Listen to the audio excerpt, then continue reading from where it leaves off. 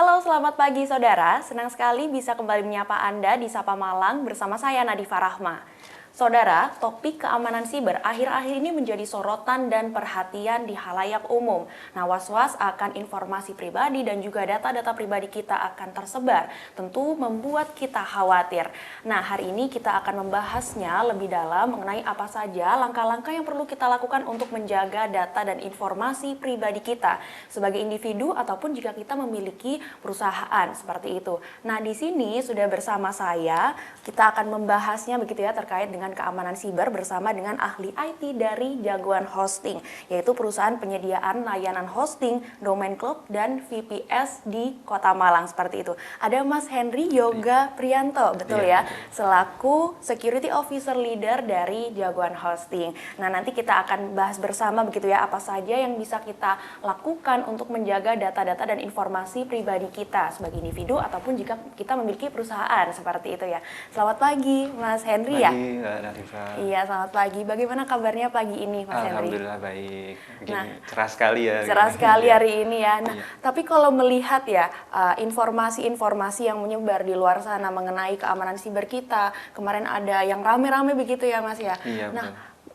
Mas Henry sebagai ahli IT sendiri ini, bagaimana sebenarnya perasaannya Mas Henry melihat informasi-informasi seperti itu karena ada peretasan, ada kebocoran informasi pribadi, bagaimana tanggapannya Mas Henry? Iya, saya sendiri cukup sedih ya, Mbak ya. Jadi di bidang IT ini memang hal-hal yang bersifat IT itu memang masih cukup awam di masyarakat kayak gitu. Memang jadi ada hal-hal yang di situ diketahui oleh banyak masyarakat, tapi mereka itu tidak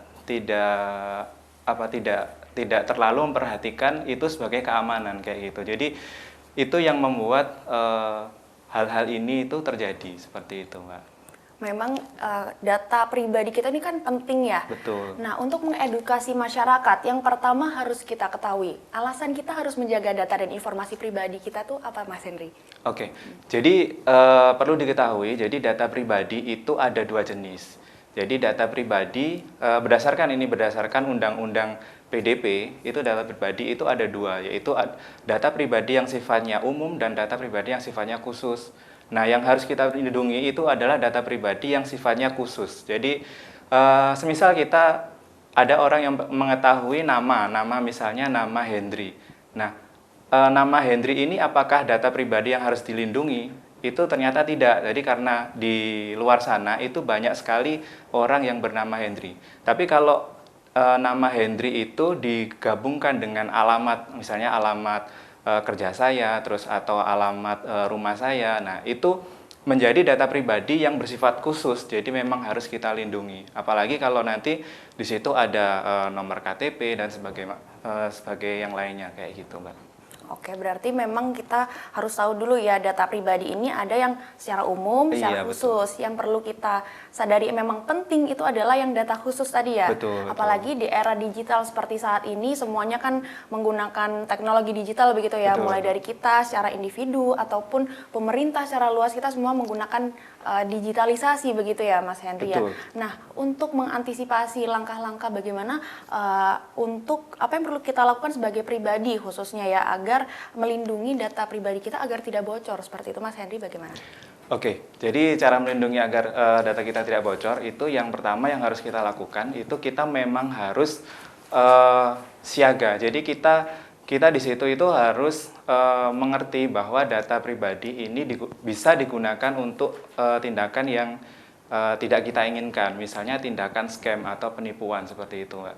Jadi kalau kita melakukan sharing data, misalnya ada orang yang meminta kita untuk memberikan data nomor KTP atau mungkin data foto KTP kayak gitu, dan di mana data pribadi itu memang kadang-kadang ketika kita submit suatu layanan kayak gitu, misalnya kalau yang sekarang ini kan banyak RT RW kayak gitu ya, RT RW di lingkungan rumah kita. Maksudnya RT RW ini bukan rukun tetangga, rukun warga, tapi internet RT RW kayak gitu. Nah, itu di situ ketika kita sign up, itu mereka akan menanyakan misalnya foto KTP kayak gitu. Nah, itu perlu kita ketahui terlebih dahulu apakah memang itu diperlukan atau tidak kayak gitu. Nah, ini ada berbagai macam layanan yang sifatnya seperti itu. Nah, perlu kita ketahui bahwa kita harus tahu dulu apakah memang orang itu berkewajiban untuk mengumpulkan data tersebut atau tidak. Apakah orang itu sifatnya sebagai prosesor atau pengendali, atau mungkin mereka cuma hanya di situ formalitas aja kayak gitu. Nah, kalau memang mereka itu lembaga resmi yang di situ sifatnya sebagai prosesor atau pengendali. Jadi kalau di dalam Undang-Undang PDP itu ada yang namanya prosesor dan pengendali. Pengendali itu adalah orang yang mengumpulkan data, sedangkan prosesor itu nanti dari data yang sudah dikumpulkan itu mereka boleh untuk memproses data tersebut. Kayak gitu. Jadi di dalam Undang-Undang PDP itu ada dua seperti itu, dan itu yang harus kita ketahui. Jadi dan nantinya kalau memang itu lembaga resmi yang memang situ sifatnya sebagai prosesor yang boleh untuk memproses data, ya tidak apa-apa kita berikan. Lalu bagaimana pengamanan selanjutnya? Mungkin ketika kita melakukan sharing data dan situ sifatnya digital ya. Misalnya kayak foto KTP itu, mungkin kita bisa memberikan watermark di situ di atasnya. Jadi khusus memang watermarknya mungkin dikasih khusus untuk kebutuhan apa kayak gitu. Nah, di situ itu akan mencegah kita untuk data tersebut digunakan untuk hal-hal yang mungkin tidak kita inginkan seperti itu, Mbak Nadifa. Oke, berarti yang bisa kita highlight di sini ya, memang yang pertama yang harus dilakukan kita sebagai individu memang siaga dan juga kesadaran akan data-data pribadi kita. Iya, betul. Mau di-sharing ke siapa dan Betul. untuk apa, seperti itu. Nah, ini memang menjadi menarik ya, sharing data ini ya, Iya. Mas Henry ya, karena kita sama-sama tahu data dan informasi kita kan rentan juga untuk bocor seperti Betul. itu. Apalagi yang tadi disampaikan oleh Mas Henry, sharing data tadi ya, kita kan juga sering menerima telepon oleh nomor yang tidak dikenal, lalu Betul. juga SMS yang dari nomor yang tidak dikenal. Nah, kalau seperti itu, kenapa bisa terjadi, Mas Henry? Oke, nah kadang-kadang di situ kan tadi sudah kita bahas bahwa data pribadi itu ada dua, data yang sifatnya umum dan khusus. Nah, kadang-kadang mereka itu mendapatkan datanya itu dari database yang memang sifatnya umum.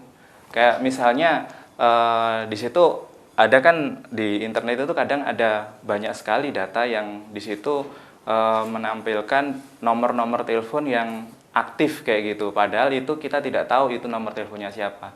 Kadang-kadang itu dimanfaatkan oleh orang untuk melakukan hal seperti itu. Misalnya kayak telepon scam kayak gitu yang di situ kadang-kadang mengaku sebagai saudara kita atau mungkin menawarkan layanan tertentu seperti itu, Mbak. Jadi itu bisa diambil dari data-data yang sifatnya umum tadi, atau yang kedua bisa diambil dari data-data yang sifatnya khusus. Misalnya kalau kita pernah subscribe suatu layanan dan dulu kan marak juga itu kita subscribe layanan di mana layanannya itu terhubung ke dalam provider ini apa namanya SIM kita, kartu SIM kita, dan di situ ternyata provider atau kartu SIM itu tidak tahu bahwa layanan itu mengumpulkan data-data kita juga kayak gitu, dan mungkin data-data itu nantinya akan tershare ke yang lainnya juga kayak gitu, Mbak. Contohnya juga itu ketika kita mendaftar suatu pinjol kayak gitu, pinjol kadang-kadang kita ada pinjol lain itu yang menawarkan ke kita juga dengan limit yang lebih besar kayak gitu mungkin. Nah, seperti itu, Mbak. Jadi data-data itu kadang bisa diambil dari data yang sifatnya pribadi juga, ada yang sifatnya umum tadi itu. Oke, walaupun datanya bersifat umum, tapi memang kita juga terganggu ya Iya, karena betul. kebocoran data tadi. Nah, sharing data dan juga kebocoran data yang pernah kita alami ini tentu juga menimbulkan potensi akan peretasan. Nah, selanjutnya nanti akan kita bahas lebih dalam terkait dengan peretasan yang disebabkan oleh kebocoran data. Seperti itu. Jangan kemana-mana, tetap di Sapa Malang.